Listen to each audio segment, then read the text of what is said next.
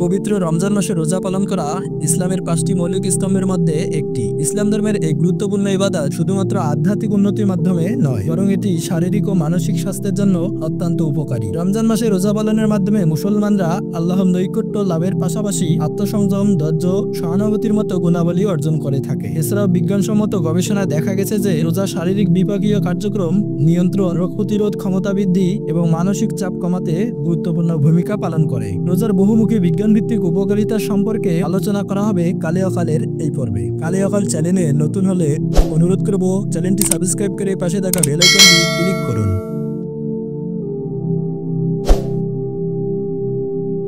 প্রাচীনকাল থেকেই বিভিন্ন সাংস্কৃতিক ও ধর্মের উপবাসের চর্চা রয়েছে এবং আধুনিক বিজ্ঞানের গবেষণাও প্রমাণিত হয়েছে যে এটি স্বাস্থ্যের জন্য অত্যন্ত উপকারী। ইসলাম ধর্মে আত্মাশুদ্ধি, সংযম ও আল্লাহর সন্তুষ্টি লাভের জন্য রোজা পালন করা হয়। তবে বিজ্ঞানীরা একে স্বাস্থ্যের উন্নয়নের এক কার্যকরী কৌশল হিসেবে ব্যাখ্যা করেছেন। রমজান মাসে দীর্ঘ সময় ধরে খাদ্য ও পানীয় থেকে বিরত থাকার কারণে দেহের অভ্যন্তরে জমে থাকা টক্সিন বা বিষাক্ত পদার্থগুলো প্রাকৃতিকভাবে শরীর থেকে বের হয়ে যায়। লিভার, কিডনি এবং অন্যান্য অঙ্গগুলো এই সময়ে তাদের কার্যকারিতা পুনরুদ্ধার করে। রোজার সময় পাকস্থলী এবং হজমতন্ত্র বিশ্রাম পায়, যা হজম শক্তি উন্নত করতে সাহায্য করে। এছাড়াও রোজার মাধ্যমে গ্যাস্ট্রিকের সমস্যা, অ্যাসিডিটি, বদহজমের মতো সমস্যাগুলো কমে যায়।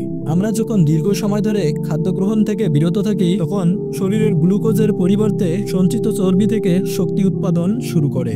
এই প্রক্রিয়া ফিটোসিস নামে পরিচিত, যা শরীরের অতিরিক্ত চর্বি কমাতে সাহায্য করে এবং ওজন নিয়ন্ত্রণে গুরুত্বপূর্ণ ভূমিকা পালন করে। শুধু তাই না, রোজা রাখার সময় শরীরের অটোফেজি নামক একটি প্রক্রিয়া পুরনো ও ক্ষতিগ্রস্ত কোষগুলোকে পরিষ্কার করে নতুন কোষে তৈরি করে।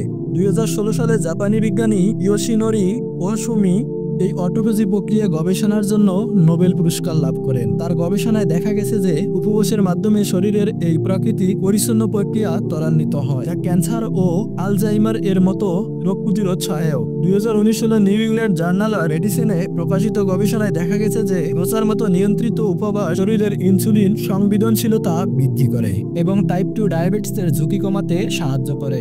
আরেকটি গবেষণায় দেখা গেছে যে যারা নিয়মিত উপবাস করেন তাদের ক্ষেত্রে উচ্চ রক্তচাপ ও হৃদরোগের সমস্যা কম দেখা যায়। 2014 সালে সেলস অ্যান্ড সেল জার্নালে প্রকাশিত একটি গবেষণায় দেখা গেছে দীর্ঘায়িত উপবাস থাকার কারণে শ্বেত রক্তকণিকার উপাদান বৃদ্ধি পায়, যা সংক্রমণের বিরুদ্ধে লড়াইয়ে গুরুত্বপূর্ণ ভূমিকা পালন করে। এই প্রক্রিয়া শরীরের ভাইরাস ও ব্যাকটেরিয়ার বিরুদ্ধে আরো শক্তিশালী করে তোলে। রোজা শুধুমাত্র ইবাদত নয়, বরং এটি স্বাস্থ্য, মস্তিষ্কের কার্যকারিতা, সামাজিক জীবন ও মানসিক সুস্থতার জন্য অত্যন্ত উপকারী। আধুনিক বিজ্ঞানও এই সত্যকে সমর্থন করে যে উপবাস আমাদের শরীর ও মনের এক অনন্য উপহার।